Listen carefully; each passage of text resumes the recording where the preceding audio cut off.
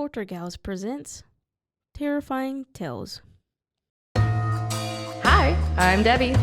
And I'm Allison. And we're the Poltergals.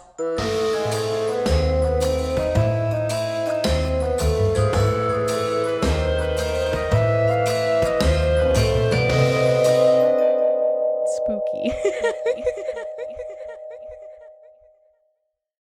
Ghost Stories of the Civil War. Written by Asfar and Edrick Thay. Published in 2021 by Lone Pine Publishing. The Tunnel Hill Dead. Tunnel Hill, Georgia. The lights appeared suddenly, flickering to life in the chill winter night, catching the attention of two men dressed in gray Confederate uniforms who were huddled around a fire. "Did you see that?" one man hissed to the other, his voice tinged with alarm. "What in blazes?" the other man shoot back, squinting at several campfires that suddenly dotted the hills, rising ahead of them. "Who's lighting those things?" "This don't make no sense," the first man responded. "Ain't no way that many people got up on that hill. Not one of those fires was there but a minute ago," came the response.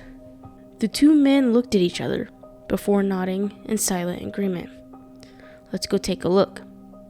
The pair picked themselves off the ground and were just about to start for the mysterious campfires when they looked back at their rifles, which they had left in the dirt behind them. "Maybe we ought to take them."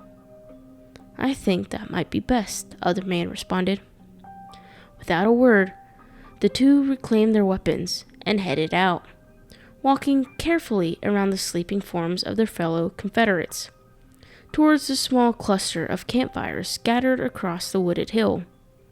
A fierce wind suddenly picked up, and the quiet nightscape was transformed into a blustering cacophony of swaying trees and bushes.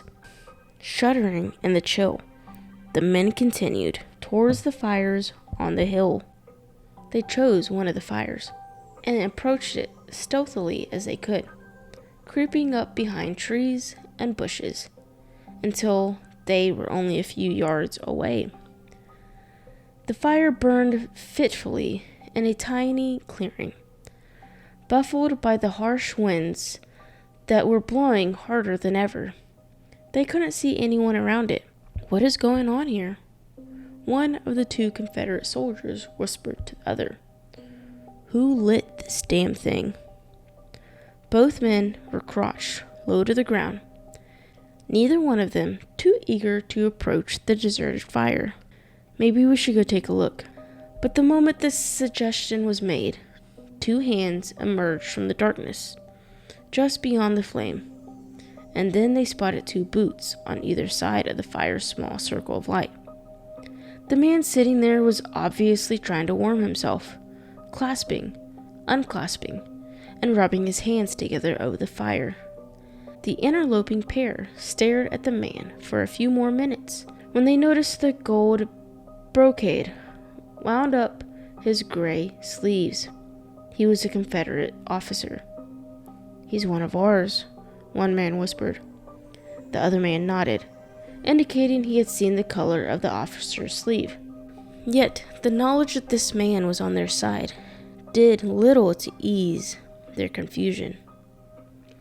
They were still there, frozen with fear, each of them silently convinced that something about the scene before them wasn't quite right. And then they saw his face. He leaned forward, and his head was illuminated by the fire's orange glow. The man's face was pale as bone, without the slightest tinge of color. Even his eyes, staring into the flame and morse in contemplation, were somehow colorless. He looked more like a painting of a man than a living, breathing being. The pigment of his skin looked as if it was colored by an artist obsessed with bone, whites, dull grays, and sickly yellows. He sat in silence, looking into the fire for a few seconds. Then, ever so slowly, his eyes moved up to the two men who were staring at him. Both lay paralyzed under the inhuman gaze, unable to move, though every muscle in their bodies urged them to get up and run. The staring match continued for a few breathless moments, until the Confederate officer and the fire he was sitting beside vanished right in front of them. That was when the pair decided they had enough. They bolted to their feet and ran off as fast as their legs would take them, not stopping until they reached their own campfires.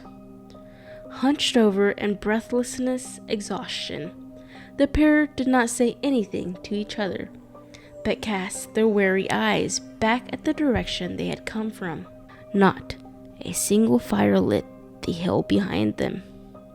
One man looked at the other with the look of complete disbelief on his face. "I can't believe it," he finally managed to gasp. "Did you see that? It was a ghost of a real Civil War officer." The two men weren't sure whether to be thrilled or terrified. They were, after all, Civil War reenactors, camped overnight in Tunnel Hill, Georgia, with the intent of reliving the Battle of Missionary Ridge the next day. The most arrogant kind of Civil War enthusiasts that one might find. These men were dressed in full Confederate uniforms. They camped in tents almost identical to the ones used by soldiers over a century ago, and even put themselves through infamous Civil War meals, wolfing down hardtack and quaffing muddy make-do coffee. All this to get as close as they could to those men who arranged themselves in columns and rows and marched out to face death so many years ago. On this November night, the two reenactors came closer to reality than they ever could have expected. They haven't been the only ones. Over the years, scores of Civil War reenactors have had all sorts of experiences with bizarre phenomenon around the old Georgetown, near Missionary Ridge, the site of General Patrick Cleburne's courageous stand against General William Sherman's vastly superior forces on November 24th and 25th. The town of Tunnel Hill has become a major destination for Civil War reenactors.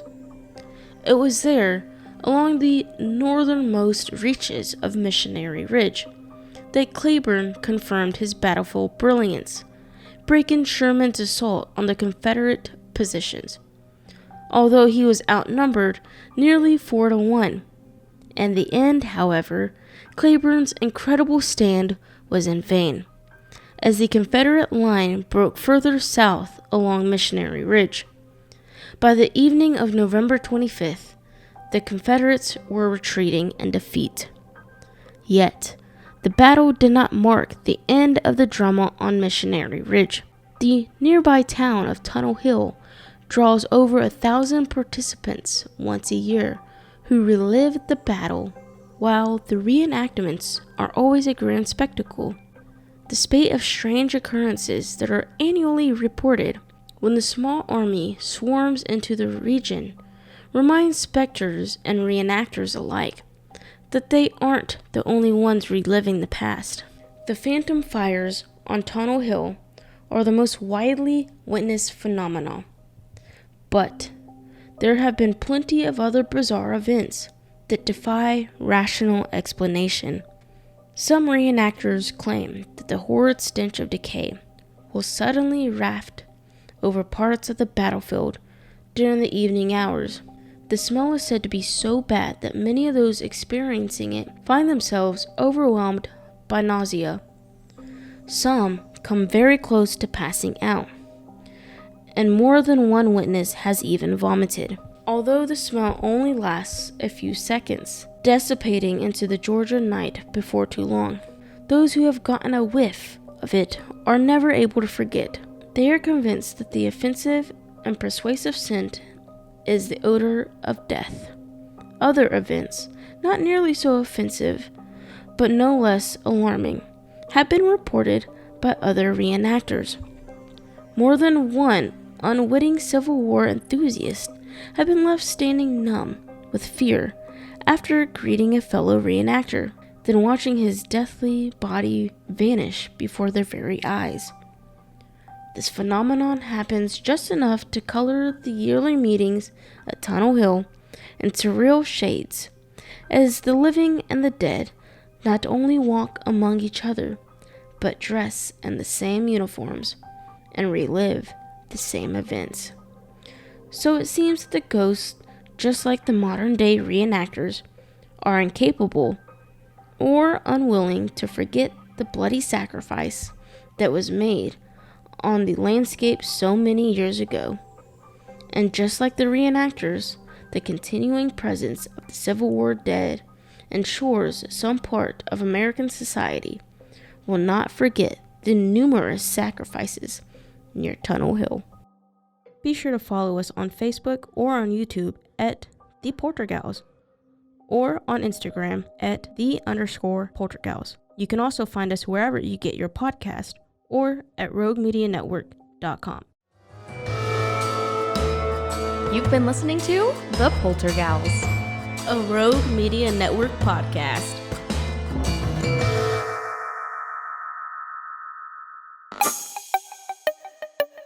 This has been a Rogue Media podcast.